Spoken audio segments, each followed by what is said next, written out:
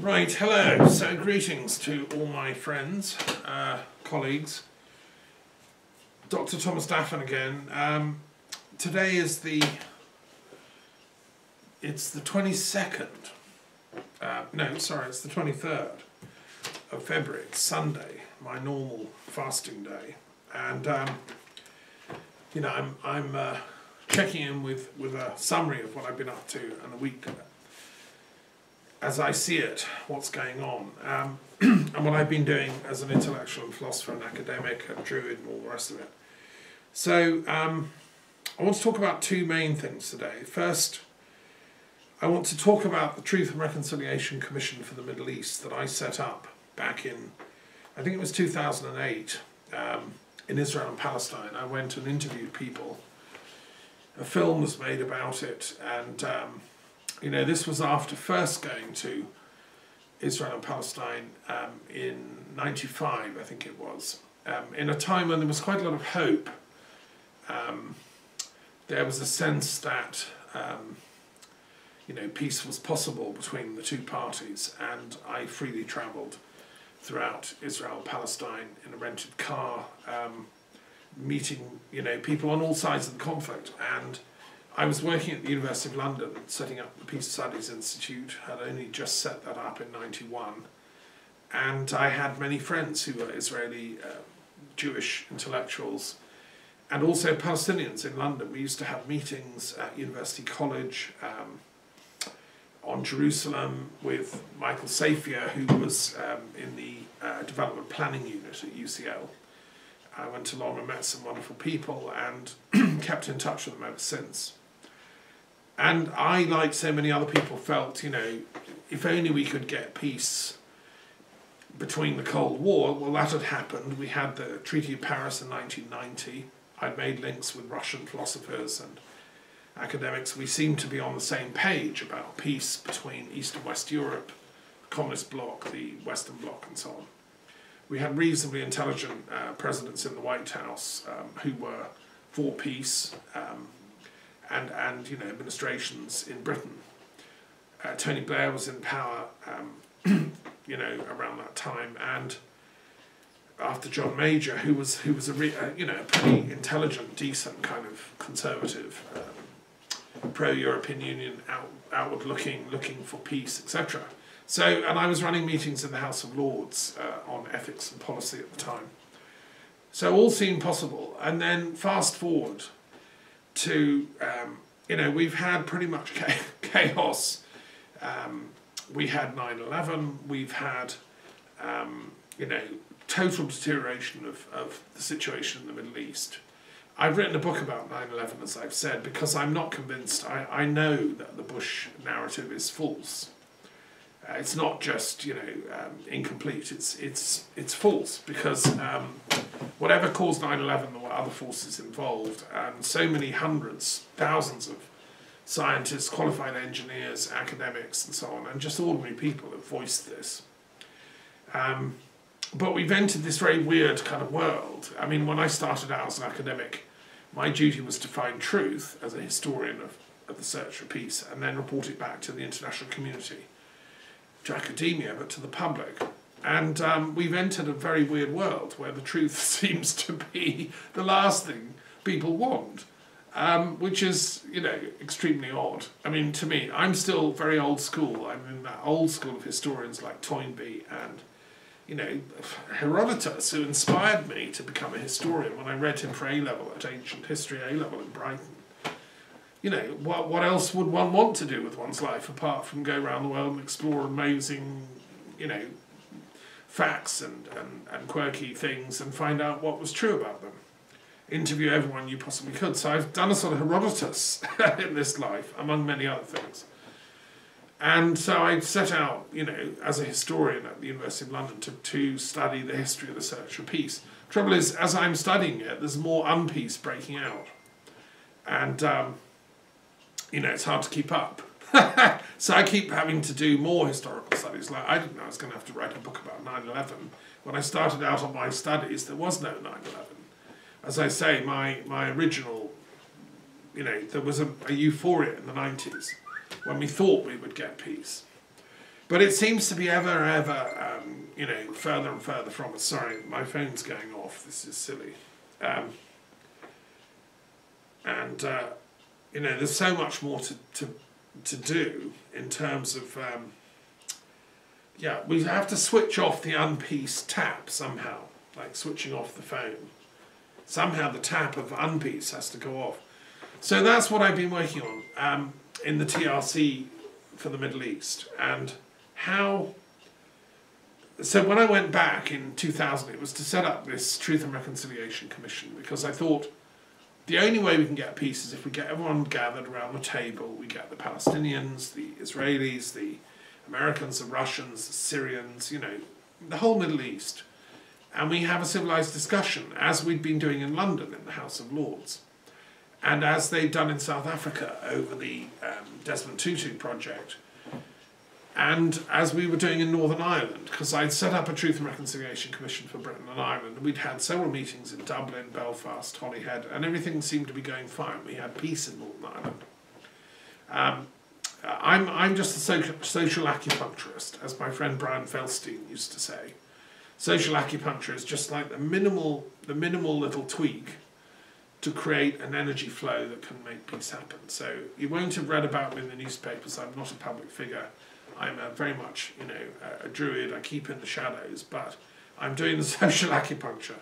But it's getting more and more difficult because there seem to be an awful lot of unreformed, uneducated, and untrained warrior types out there who just seem to want to keep causing more and more warfare, because that's their thing. That's what they do. So the people like Steve Bannon, they come out of nowhere, and they just want to create warfare, and they want to destabilise. Well, you see, it's a problem. And people like Farage saying he'll take up guns. You know, these are ill-educated people who have... I mean, I admire their courage, their heroism, their, you know, let's get up and do it. It's just that they need to stand down, these warrior types.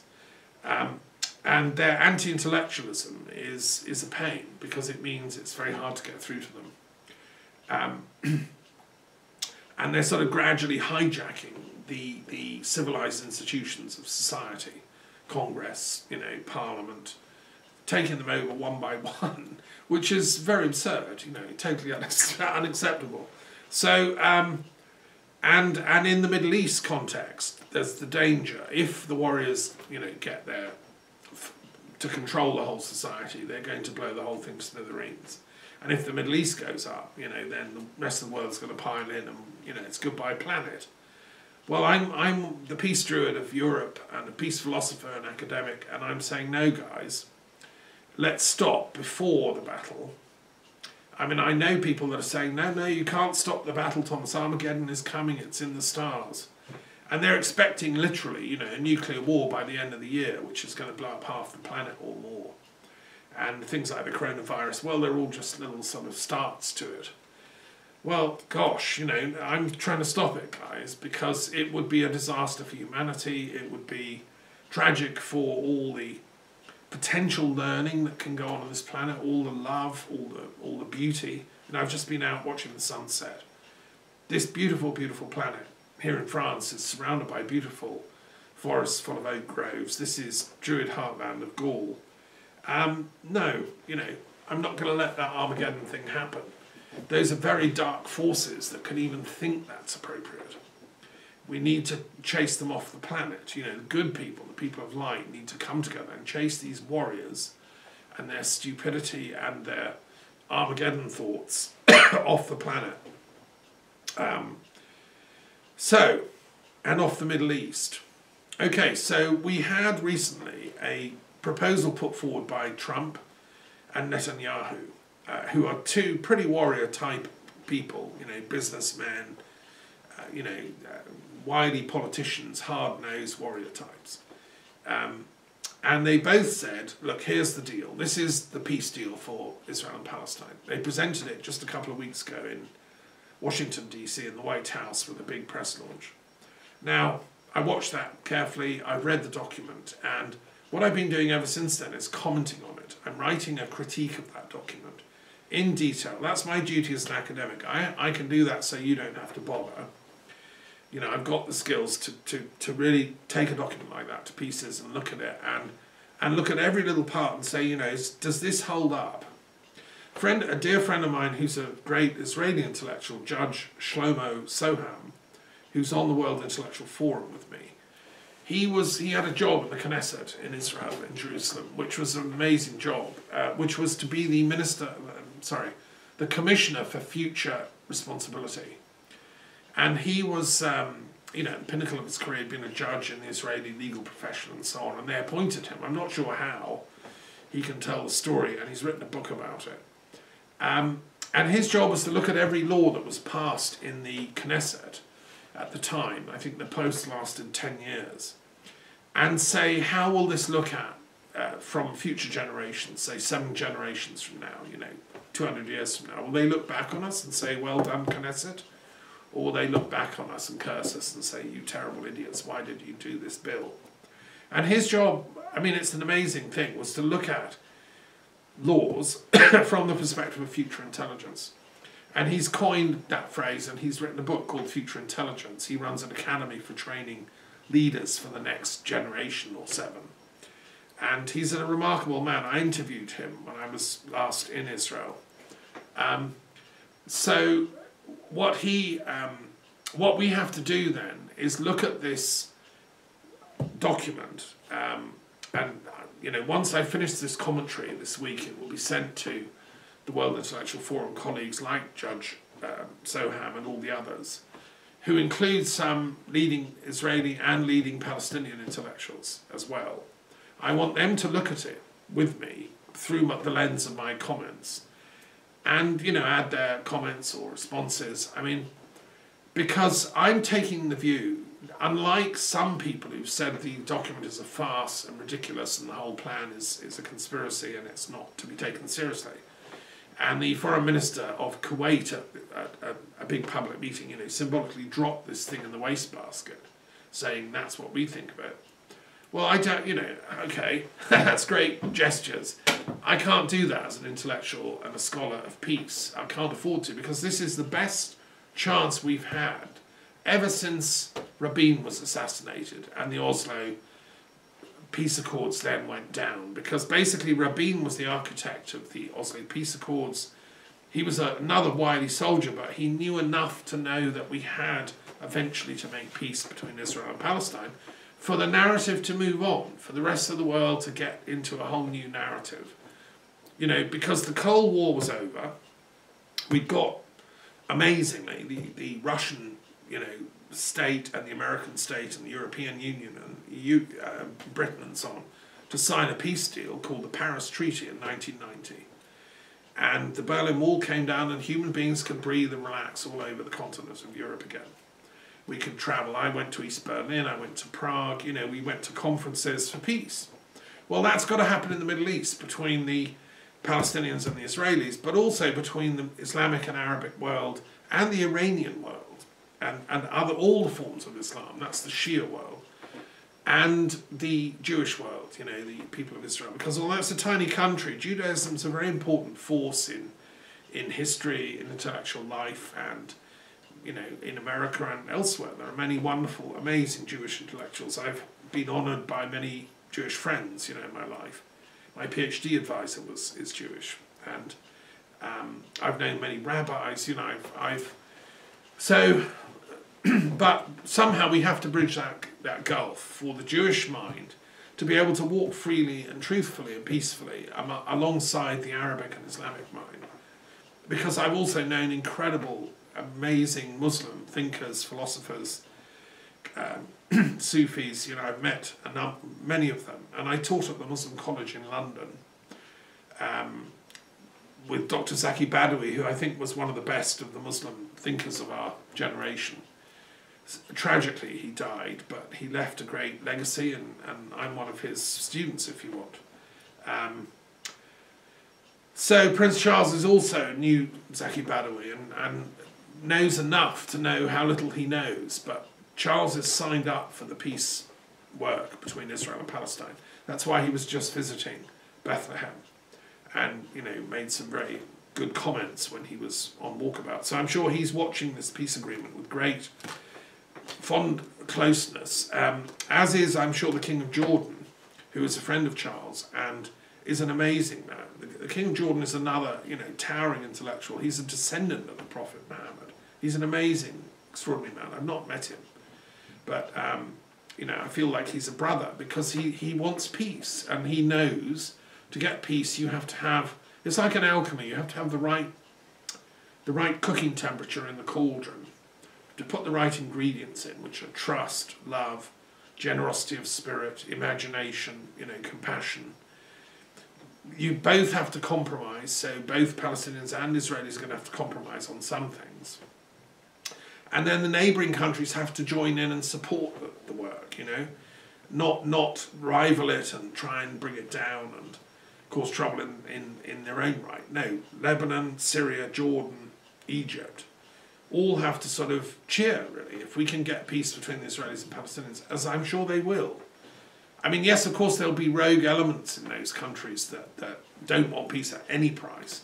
There are some people that still hold to the dream of defeating Israel, I don't know, militarily or something. When I went to Palestine, I interviewed people. It's filmed, it's on camera. I mean, I did meet a few people in, clever people, intellectual types, in the refugee camps who basically said to me, what we want is to drive all the Israelis into the sea. There's no other solution to this, Thomas. And we're just waiting. Well, I'm sorry, it's just not going to happen. You're going to have to wait forever because Israel's come home. And you just have to, find a way to adjust to that and accommodate and make peace. I've always argued the Sufi way is to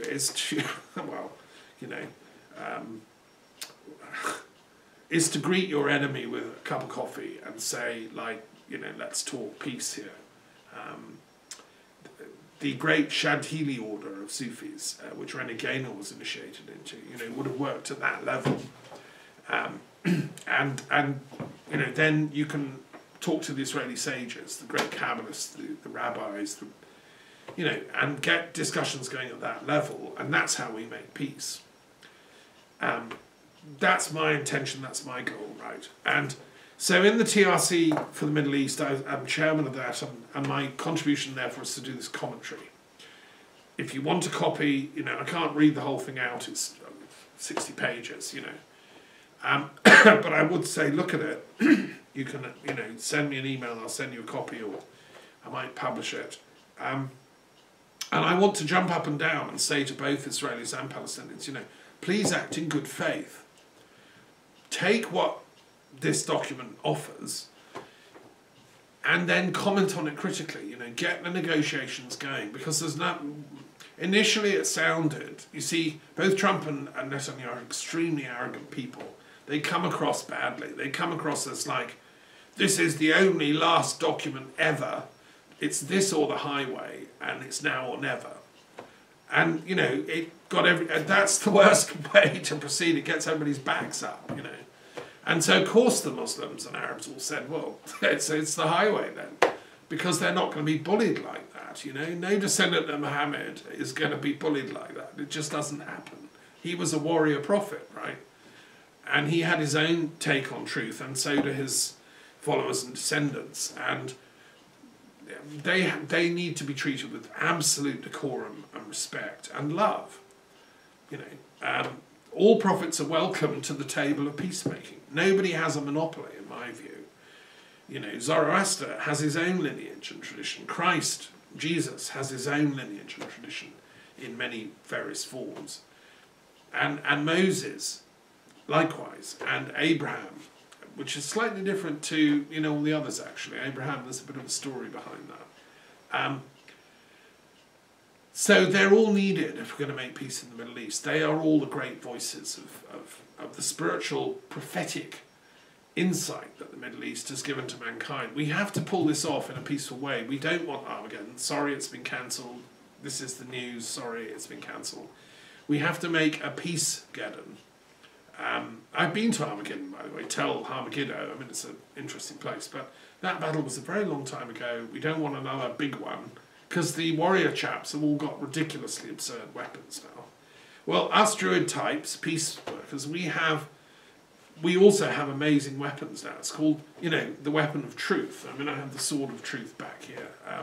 We have the weapon of insight, the tool, I should say, of love and compassion. These are like the tools for peacemaking, which we need to apply to this conflict situation. So anyway, I just wanted to announce that I've been doing this commentary. It'll be it's actually being spell checked and finished, you know, as we speak. Should be published in the next, you know, I hope tomorrow, the next day on Monday.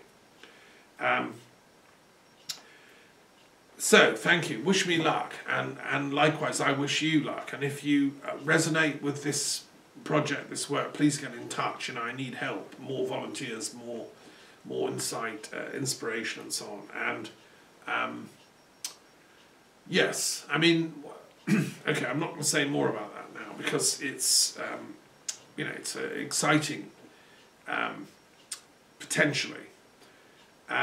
I mean, there are people that say that, you see, the thing is, there are things in that document that are very good, and I will just say that some of them are things I've already thought of, you know, or anyone with a brain has worked out we need, like a transport link between Gaza and Palestine West Bank territories.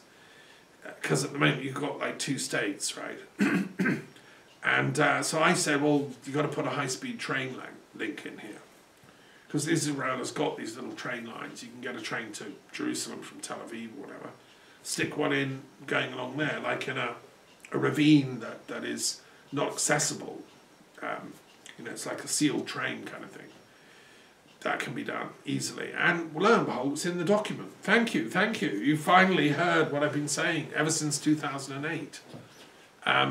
There's also the proposal to offer the Palestinians some port facilities. Two in Ashdod and in Haifa on a temporary basis, but they can ship stuff in. And also Jordan could offer them in the Gulf of Aqaba a bit of a port usage. And eventually, if the peace can then be agreed, the treaty's signed, everyone's happy for the next 5 years, then what they're saying is let's have a port for Gaza offshore, you know, on an island somewhere. Build a whole new port for Gaza. Wouldn't that be amazing that you know, tourist ships can come and cargo ships, and okay, it would have to be done in such a way that weapons can't be smuggled in. So what the Israelis are saying is they want to have a handle on security for the new state of Palestine. They want to still like check and frisk you as you come off the plane that you're not carrying guns and whatever, kryptonite, you know, dynamite. And yes, that is fair, because there has to be like total trust between the Israelis and Palestinians that this really is the end of the conflict cycle.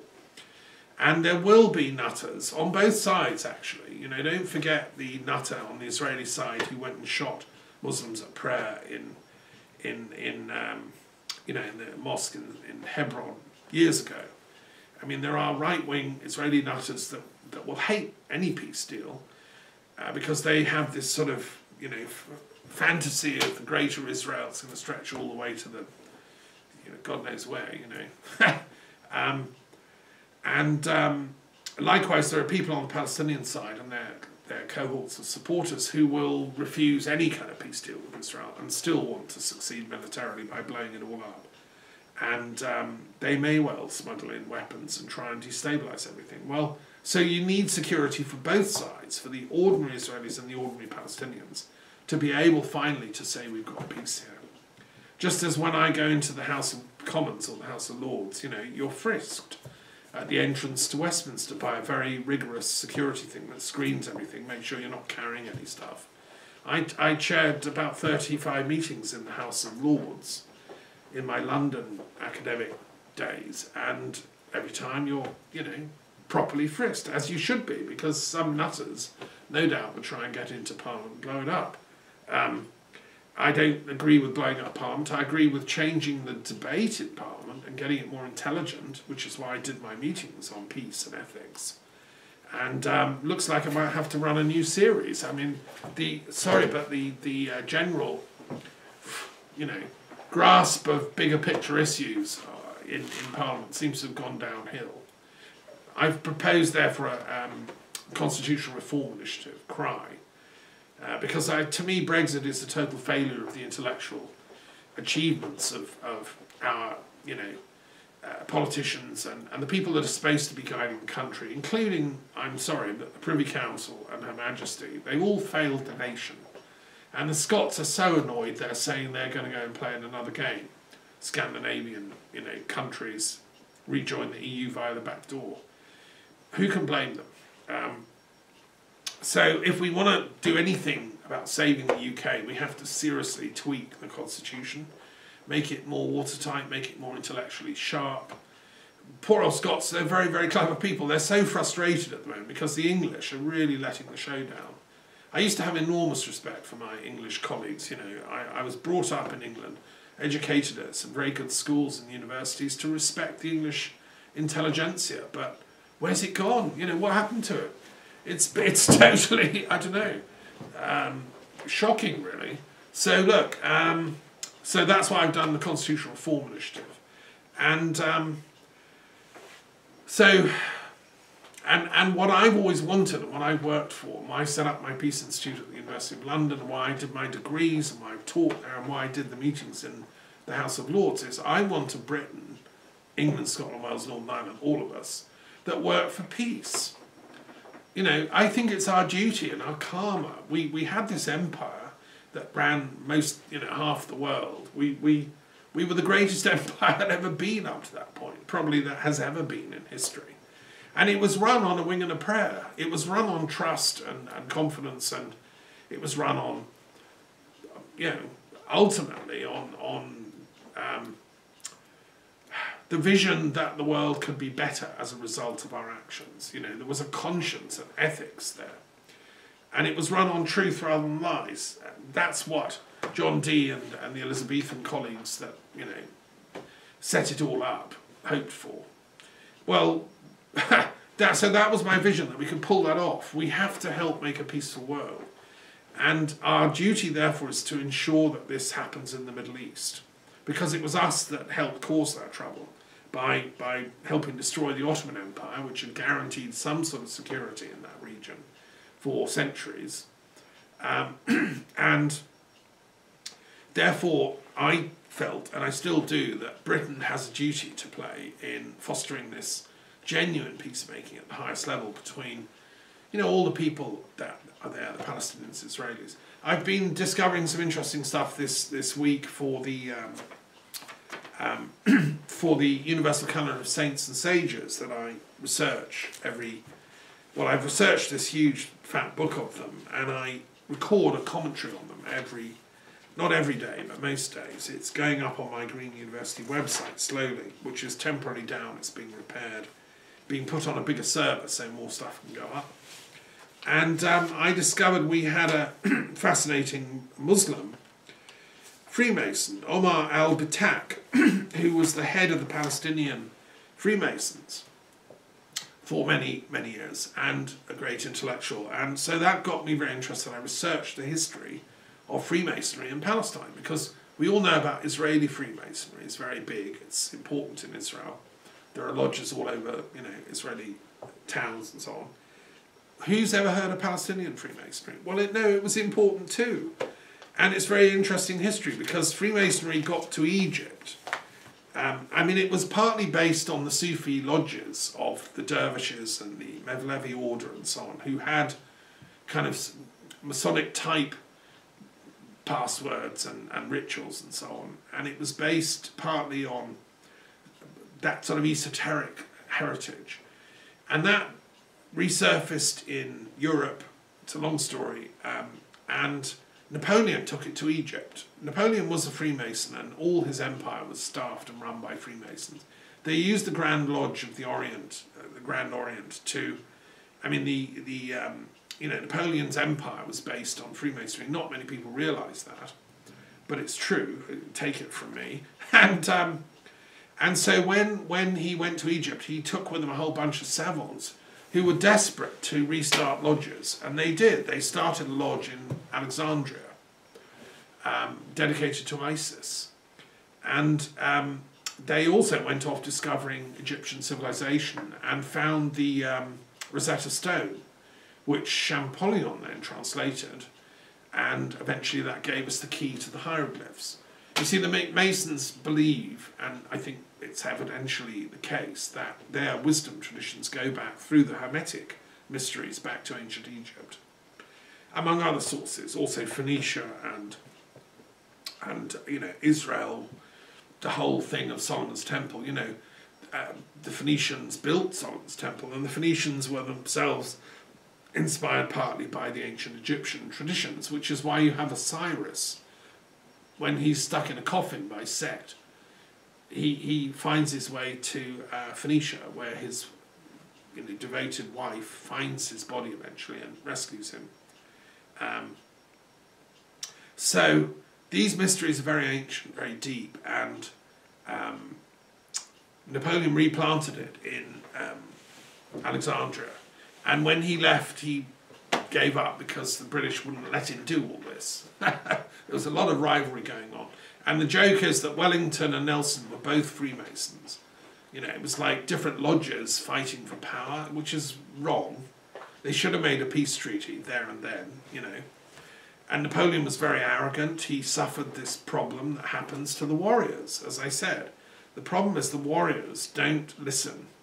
All the wise voices in Napoleon's, entourage were saying, that's enough. You just focus on stabilising what you've got now. You're an emperor. No, what does he do? He chases after to conquer Moscow and Russia. And, it's always a bridge too far. It's like Julian, the Emperor Julian, wanting to bring back wisdom and paganism into his empire. All his advisors said, just do that, Julian. That's fine. You'll go down in history. But no, what's he want to do? He wants to go and conquer Iran or Persia. Totally stupid. Of course, he dies on the way. So that was the end of that project. So, anyway, after that, the lodges in Egypt flourished and they grew. And then they began to set up little branches in Palestine, which was under the Ottoman Empire at the time. And there were lodges being set up in Istanbul, and it was becoming quite a chic thing if you were a Turkish intellectual to be a Freemason. They were translating Rousseau and modern European literature into Turkish. They were having a revival. And in Palestine it was happening too. And you had lodges set up, even in Jerusalem and in Haifa and in Jaffa, for Palestinians. And what's amazing is the people there were speaking in French and Arabic and Hebrew. It was the only place in Palestine at that time where people of all religions could come together for prayer, ritual, ceremony, and a nice, convivial time afterwards, and cement friendships beyond the ridiculous kind of ethnic and religious divides. And so Jamal al-Din al-Afghani, a great intellectual from Afghanistan, he ended up in Egypt. He also became a Freemason in Cairo, and my colleague and mentor, Dr. Zaki Badawi, wrote his PhD thesis on Jamal. So, many intellectuals got involved as well, as they had in Europe. And Abdel Qadir, the great defender of the rights of the people of Algiers for independence, became a Freemason as well. He was initiated through the lodge in Egypt, actually. And there was a Grand Lodge of Palestine set up in 1933, which coordinated all the lodges in Jaffa and Jerusalem and so on. And then there were Israeli Hebrew-speaking lodges were set up, and when the British took over from 1918 onwards, because Britain also was friendly to Freemasonry, it encouraged these lodges. And so the lodges spoke English, French, Hebrew and Arabic. And there were people involved, intellectuals and business people and cultural people